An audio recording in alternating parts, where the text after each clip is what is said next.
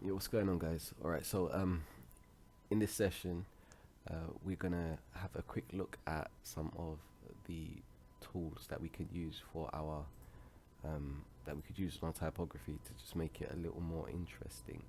So this is the latest version of Illustrator, uh, and in that we have this really interesting set of tools hidden behind the width tool, which are the warp, twirl, pucker, bloat, scallop, crystallize, and wrinkle tool. So we're going to be messing with some of those and seeing what they do.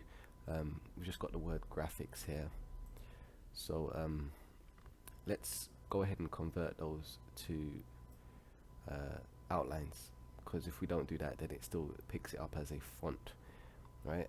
So by just made the selection, just left mouse button, right click, and then create outlines. So now these are graphic images rather than a font, so we can adjust them accordingly. So let's go to our first tool of these 7 tools here, right?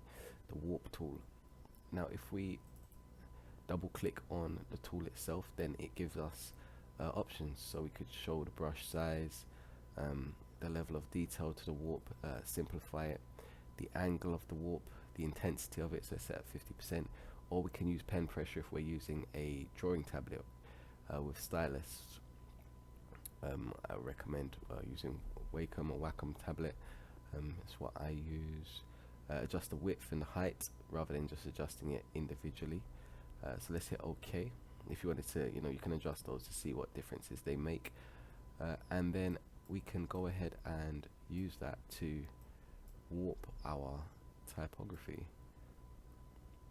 Yeah, so say for example, if you wanted to, you might find a font that you like the look of and you just want to make some really quirky and interesting adjustments, or you want a piece of typography for a logo that has a more personalized kind of feel.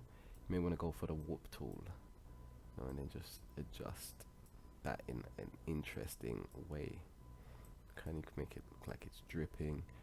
You could go ahead and make the brush size smaller, increase the intensity or decrease the intensity.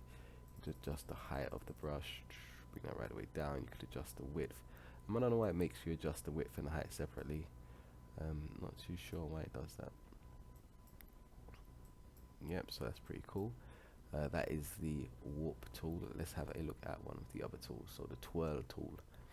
Again, if we double click on it, then it gives us more options. We can adjust the size of the brush with the height and the width. The intensity by default is set to 50%, so that's half. We hit OK. Let's experiment with that. So let's make the selection. Selected our typography that we want to adjust, and here we go.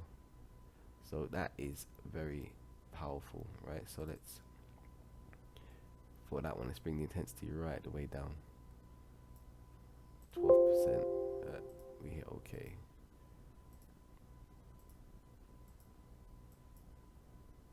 So the longer that you hold, if you click, and the longer that you hold the mouse button down, the more that it begins to twirl by.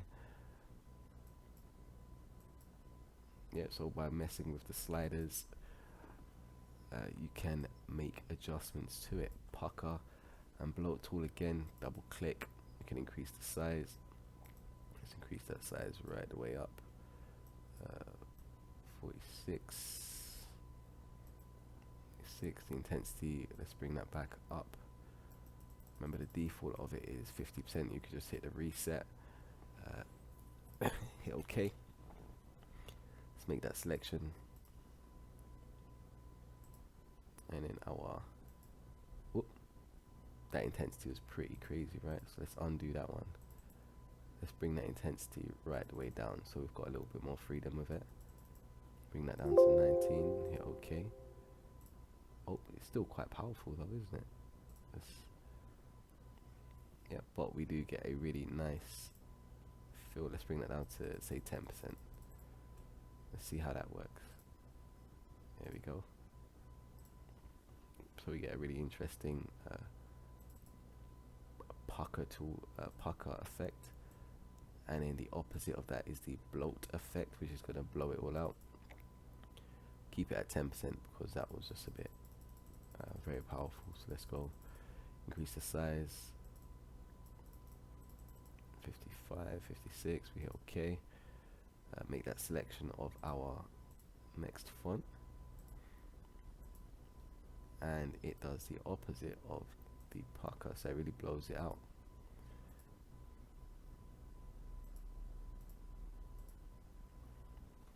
Nice. On to our next one. Let's have a look at the next tool. Cancel that.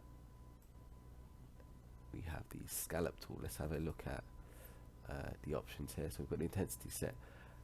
This time we have the complexity. So how complex do we want it to be? The level of detail, brush effects, intangent handles. So let's hit OK. Let's see what it does. Oh, spiky. Let's click off of that. Back on. It's a pretty cool effect. Let's move this one down slightly. The same move. This one, right? So we make our selection. So that's the Scallop Tool. We can kind of tell from the icons that they create, you know, that what they do. So let's check the Crystallize tool. This one looks like as though it's going to do something very similar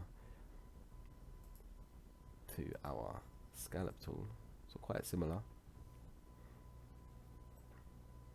And lastly, our Wrinkle Tool. Let's make that selection.